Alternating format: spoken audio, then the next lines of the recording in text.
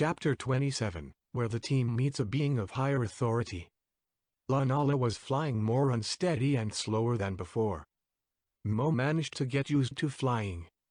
In comparison to what he experienced a minute ago, this was very fine to him. "There it is," Mo said. They arrived at Destiny Tower. The tower was enormous in both height and width, especially its height, and was covered in stranger, shining pattern.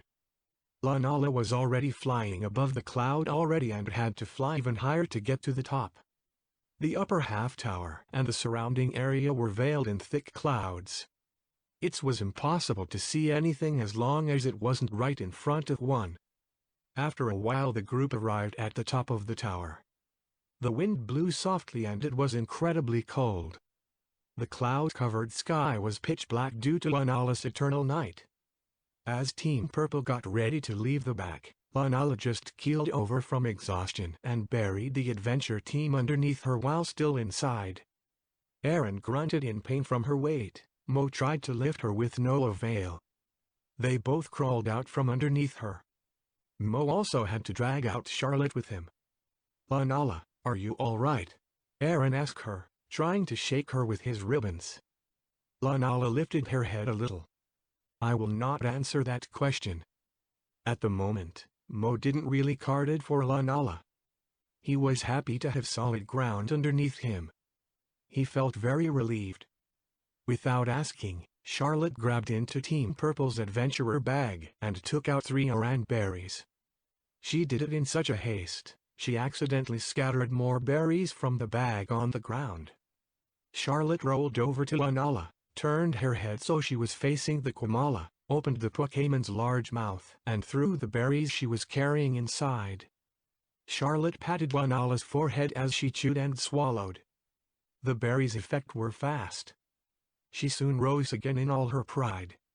She looked down to Charlotte and nodded. "Thank you, Sleepy One," she said to her. Mo slowly approached Lunala and bowed down to her in awe and shame. "I'm sorry I could not protect you as I should have. I tried my best," he explained. "It's all right," she answered. "We're safe. For now." "Sue and Arceus is where?" Erin changed the subject and looked around.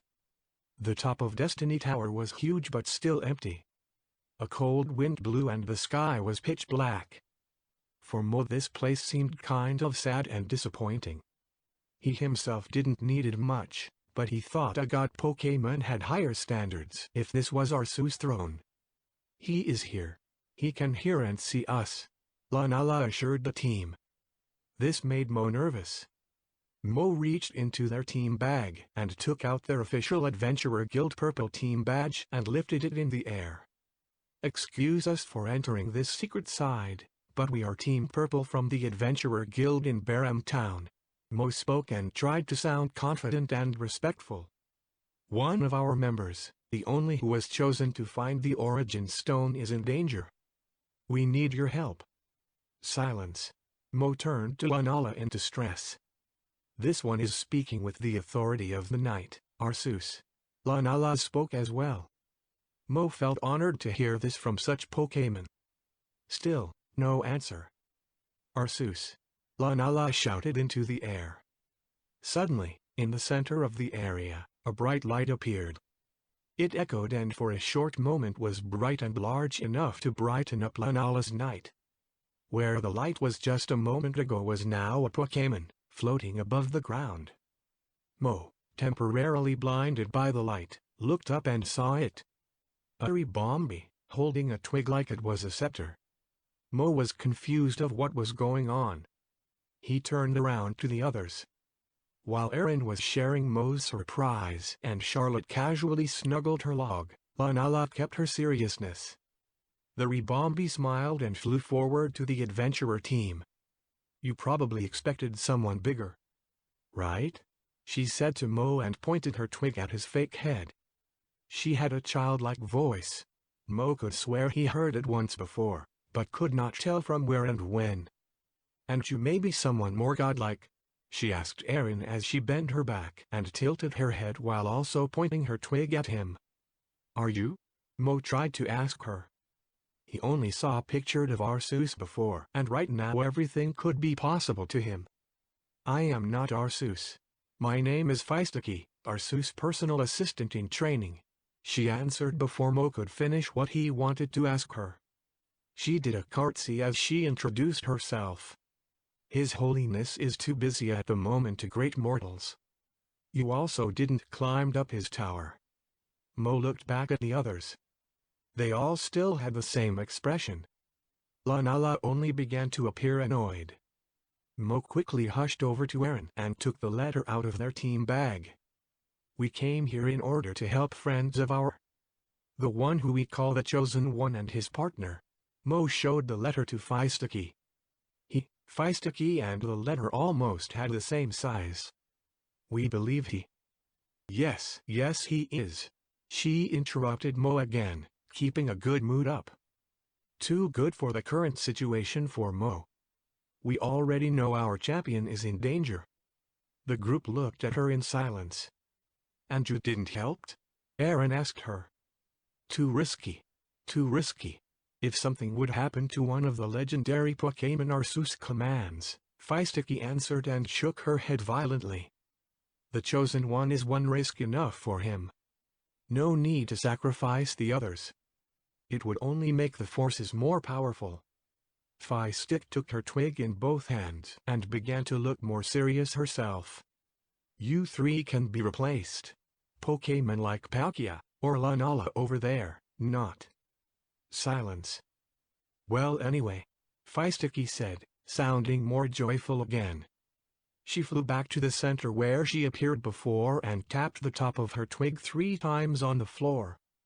Part of the floor around her began to glow and a huge board appeared from the ground, slowly rising. Let me. Feistiki began to explain, but interrupted herself as she noticed the board stopped rising before it wasn't even halfway up. She kicked the board with her tiny leg and it rose to the mint size. It was a map of the world. Let me explain. Your other friends from the guild found the key you need to get to the stone but were captured by the forces of darkness. They were taken to their secret base. The Ribombee began to circle an island in the southern area between the air continent and the water continent. Around here. As you may know, the key shows where the stone is, but there is a riddle written by the one who made it, the last one who hid the stone. The forces sent out some of their goons to get information from a professional on the water continent. She further explained and circled an area near the east coast of the water continent. Axel, as you call the Chosen One, and his partner found out about this plan, but were eventually captured alongside the professional. These minions still have the key with them. She circled an area around the southern coast of the water continent. Not so far from where the forces' hideout was supposed to be. Lunala, she then said to her, left the board to talk to her directly. Arceus wants you to rescue the Chosen One, his partner and the professional, as well as the key of course. This situation makes it an exception for you. Just be carefully. And what do we have to do with this? Mo asked Feistiki while she was still by Lunala. To fight and defeat the forces of darkness you need your guild at full power. Your other friends are still in their base. You three need to rescue them. The Ribombee explained to them. Just us three? Mo replied confused. Luckily the current situation makes it easier, but you need to hurry. Feistiki explained. Mo wondered what she meant with the current situation. Lunala, please bring them to the secret base, and watch out not to be spotted, then go and search for the Chosen One. Feistiki said to Lunala as she turned back to her. Lunala nodded silently. Miss Feistiki? Mo asked her. I have a question I was wondering for some time. Yes? Feistiki flew to him, holding her twig tight.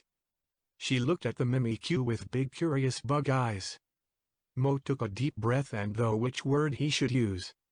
I know about the legend and there will be a hero of some kind. Why now? Why not sooner? Why not send someone right after the creation of the origin stone?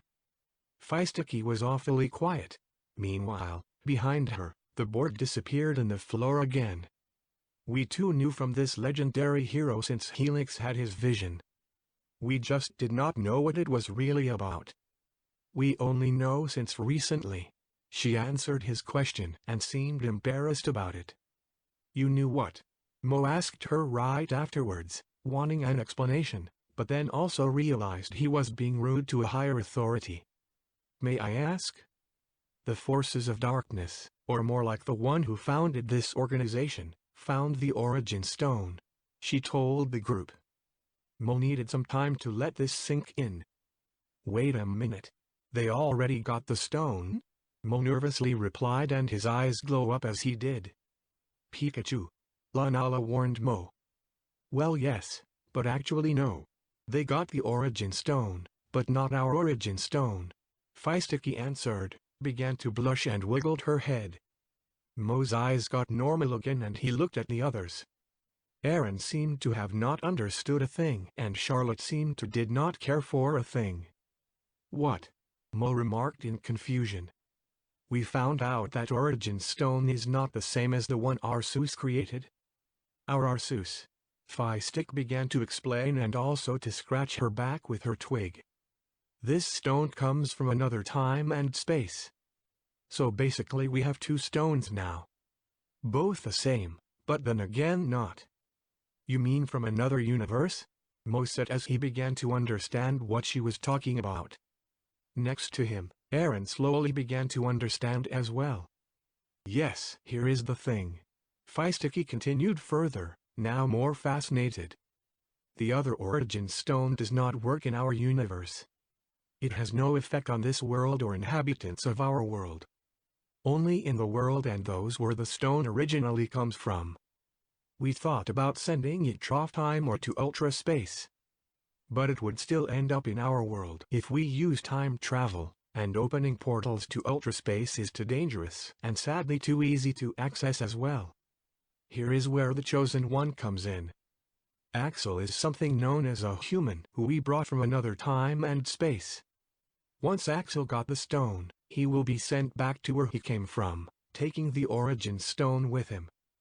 Because of the conditions of Axel's universe, this travel is a unique thing for him and the stone. No Pokémon can go to where he came from. Our origin stone will have no effect in his world, but will still have effect to ours. The stone can still do its work without a threat of misusing its power. You understand? It was a lot of information in such a short time. More or less Mo understood what their mission was now, and Axel really was a key character, someone Mo was forced to trust. Me either. Feistik said as no one answered her and smiled. Feistiki quickly flew back to the spot where the board was before and where she also appeared in this bright light. So, remember, Axel needs to get the stone. Axel, good, darkness, yuck, find your friends, I wish you good luck. You finally said to the team. She began to wave her twig around as a similar light as before covered her, and in a big bright flash she was gone again. Mo just turned around to talk to Aaron and Charlotte when they suddenly heard Feistiki again, echoing and loudly exclaiming. Ouch! Then, everything was quiet again. Mo looked around. She was gone now. You heard her. Lunala told Team Purple and lowered herself so the team could climb in her bag again. Axel is a what? Aaron asked Mo as they slowly walked to Lunala and her bag. Human. Mo explained to him. Mystical creatures that look similar to Mr. Mime or JYNX. Not much is known about them. Which is strange, because Axel looks more like a Cyndaquil to me. Humans were sometimes part of old tales. A long, long time ago, a time no Pokémon was remembering, humans used to rule the world and keeping Pokémon as companions. One day they disappeared. No one can say what happened. Some say a catastrophic event happened, making all humans officially extinct. Some say they left this world and now life in a galaxy far, far away, and some even say humans evolved into Pokémon, achieving the next step in their own evolution.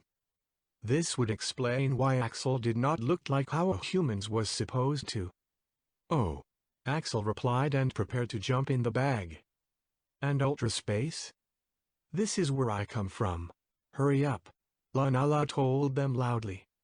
The three climbed back in Lunala's bag and prepared to take off again. How can someone like her become an assistant to Arceus?